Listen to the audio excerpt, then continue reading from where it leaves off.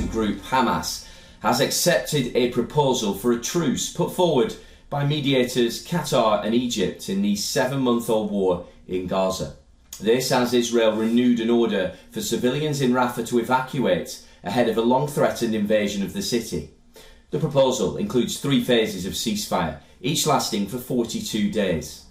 The proposal would see an end to Israel's war on Gaza, as well as the release of Israeli captives held in the enclave, and Palestinians, of course, held in Israeli prisons.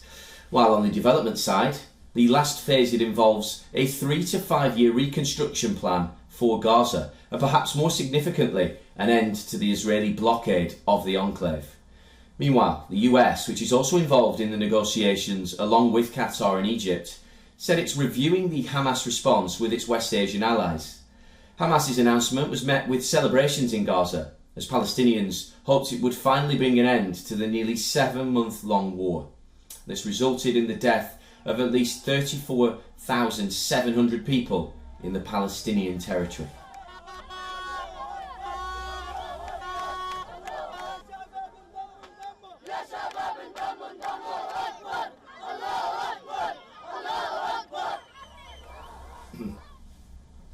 However, Israel's response has been less enthusiastic. It says the proposal falls short of its demands. Benjamin Netanyahu says Hamas's proposal was far from Israel's basic requirements.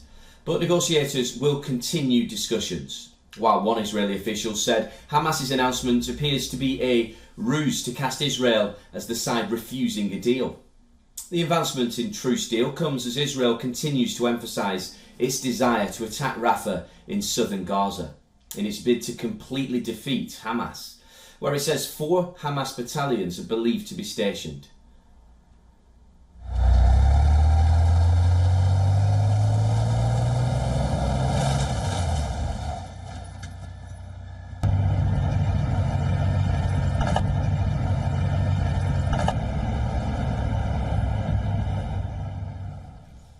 The Israeli military has published footage of its tanks taking control of the Gazan side of the Rafah crossing on the Egyptian border.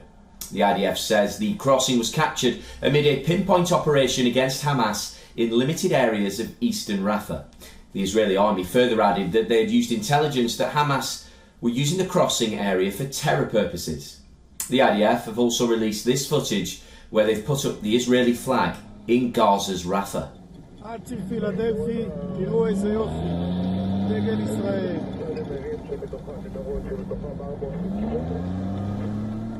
While on Monday night, intense Israeli air attacks took place in southern Gaza. Reports suggest the strikes were virtually continuous for 30 minutes. The Israeli strikes have left at least 5 people dead in Rafah. On the other hand, Israel's longtime ally, the United States, has warned them of invading the southern Gaza city. Joe Biden has once again urged Israeli Prime Minister Benjamin Netanyahu against launching an offensive into Rafah. Biden had earlier warned Netanyahu in April that invading Rafah would be a mistake. Biden also discussed developments at a closed-door lunch with King Abdullah II of Jordan, which has relations with Israel but also a large Palestinian community. According to a Jordanian statement, the king had asked Biden to intervene with Israel, saying that an Israeli attack on Rafah threatens to lead to a new massacre.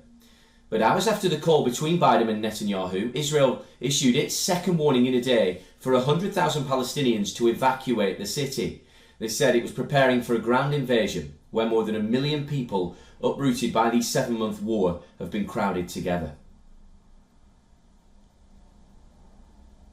Well, for more on this, our correspondent Jodie Cohen sent us this report on what direction Israel may proceed in following Hamas's announcements.